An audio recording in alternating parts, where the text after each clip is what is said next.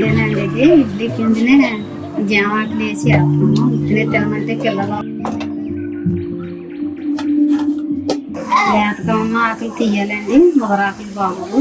లేతగా ఉంటే అందులో రసం దిగుతుంది, టేస్ట్గా ఉంటుంది. మనం మామూలుగా వాసన పొడిగా ఎలాగ వేసుకుంటామో అలాగే వేసుకోవాలి. దీన్ని కూడాను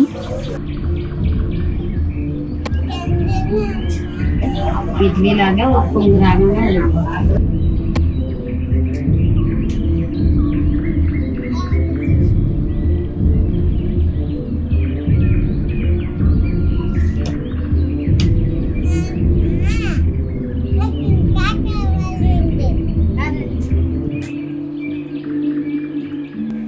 చాలా మెత్తగా సాఫ్ట్గా చాలా బాగుంది.